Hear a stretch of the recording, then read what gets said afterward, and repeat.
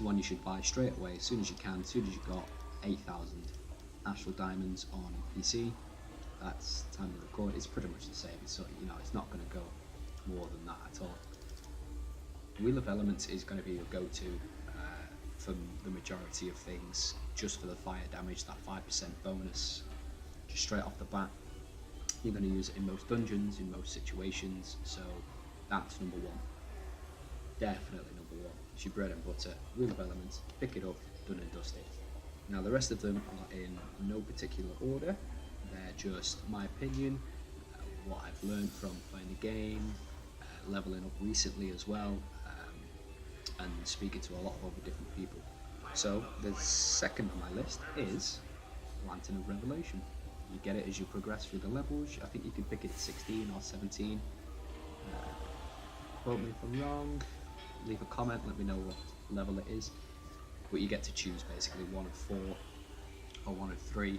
And as a DPS class, we always want to pick Lantern of Revelation. It's free, good stats, armor pen, crit strike, combat advantage. We want all of those. Pick it up, level it up, keep it forever, treasure it like it's your own. Done and dusted. Number 3 is Soulsight Crystal. So I'll just bring it up here. Soulsight Crystal. It is below our 100,000 AD cap at the minute anyway. If you find one for under 100,000 or 100,000, you know, like here, you're going to find them. Pick it up. It's going to be your single target artifact all day, every day. Let's have a look at the stats here. Power, crit avoidance and control bonus. Now we're mainly interested in the use of it. So the power, which is target takes 15% additional damage from your attacks for 10 seconds. It's a no-brainer. Single target, that's what we want. We want those gains, we want those numbers, we want to be top of the DPS board. So definitely pick it up as soon as you can.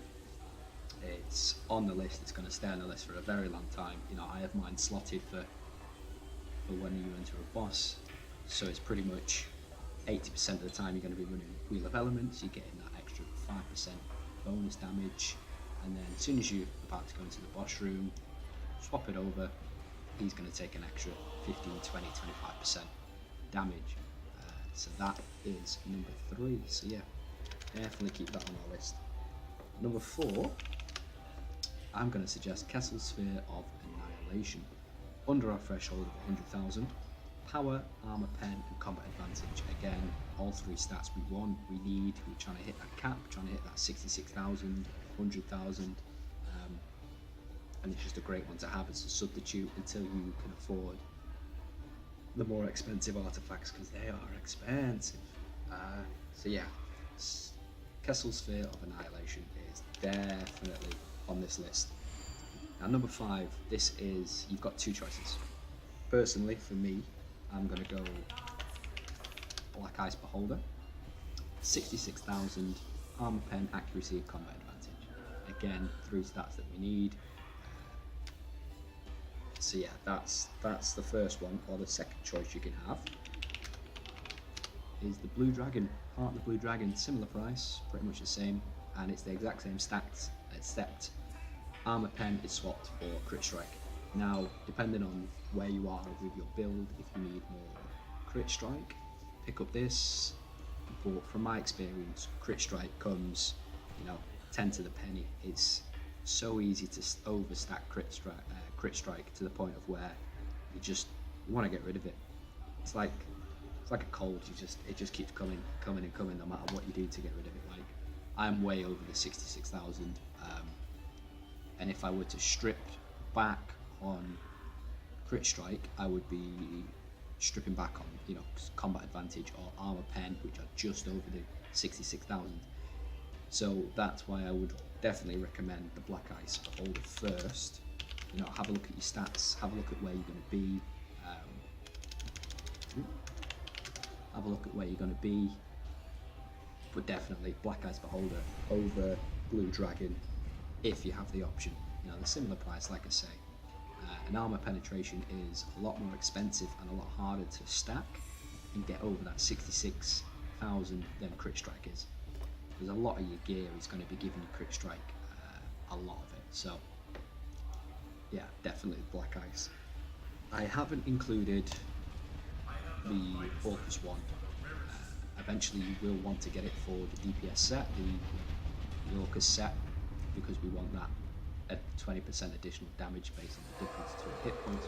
The problem is, at the minute as it stands, it's a little too expensive for us. So let's just put this in. I think it's over 300,000. Yeah, 320,000. We can't afford it.